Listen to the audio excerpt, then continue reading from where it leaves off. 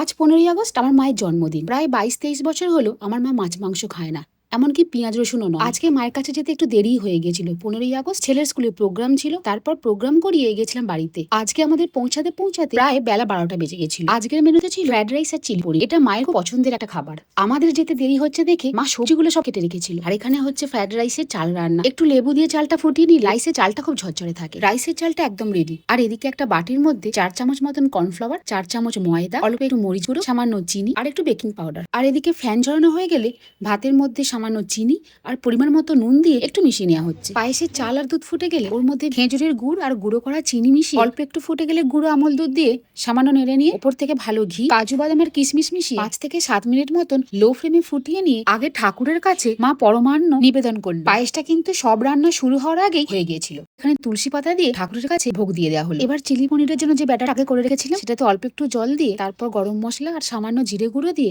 এইরকম একটা পেস্ট করে নেওয়া হয়েছিল। এবার কেটে রাখা পনিরগুলো এই বাটির মধ্যে দিয়ে একটা একটা করে সাদা তেলের মধ্যে মিডিয়াম ফ্লেমে ফ্রাই করে নেওয়া হলো। আমাদের বাড়িতে যখন চিলি পনির হয় আমার বোন এই পনিরটা ঠিক এইরকম ভাবেই করে, খেতে দুর্দান্ত হয়। পনিরের বাইরে কোটিংটা পুরো মশলায় ভরা, বাইরেটা ক্রিস্পি আর ভেতরটা নরম। এদিকে পনির ভাজা হচ্ছে, ওদিকে একটা কড়াই গোটা গরম মশলা আর তেজপাতা দিয়ে রাইসের সবজিগুলো ভেজে নেওয়া হচ্ছে। এবার গোটা গরম মশলা আর অল্প একটু জায়ফল গুঁড়িয়ে নিয়ে রাইসের উপর ছড়িয়ে দেওয়া হবে, এতে স্মেলটা খুব ভালো। পনির ভাজার পর ক্যাপসিকাম, আদা আর কাঁচা লঙ্কা কুচি দিয়ে অল্প একটু ভেজে নিতে হবে। চিলি পনিরের গ্রেভির জন্য 4 চামচ টমেটো সস, 4 চামচ সয়া সস দিয়ে ভালো করে মিশিয়ে নিয়ে 2 চামচ মতন ভিনিগার দিয়ে এইরকম একটা পেস্ট করে নিয়ে ভাজা ক্যাপসিকামের ওপর দিয়ে দিতে হবে। গ্রেভি ফুটে গেলে ওর মধ্যে অল্প একটু জল দিয়ে ভেজে রাখা পনির দিয়ে অল্প একটু নেড়ে নিয়ে লো ফ্লেমে 7 থেকে 8 মিনিট মতন ফুটিয়ে নিতে হবে।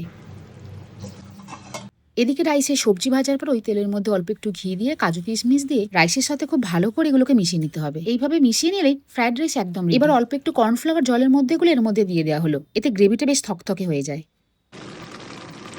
এখন বাজে দুপুর 2টো, রান্না বান্না মোটামুটি শেষ। অনিয়ন আর গার্লিক পাউডার থাকার জন্য চিলি পনিরে চিলি সসটা অ্যাড করা হয়নি, তবে এইভাবে বানানো চিলি পনিরটা কিন্তু দারুণ খেতে হয়। এখানে আছে বাড়িতে বানানো কেক, পায়েস আর মিষ্টি। আজকে 15ই আগস্টের দিনটা আমাদের এইভাবেই কাটলো। এত বদমাস কেক কাটার সময় মুখটা কিরকম করছে। দোকানে বানানোর কেকের থেকে আমাদের বাড়িতে বানানো ড্রাই ফ্রুট কেক একটু বেশি ভালো লাগে। বাড়িতে বানানো কেকের একটা আলাদা গন্ধ আছে। বড্ড খিদে পেয়েছে, এবার অনেক দেরিও হয়ে গেছে।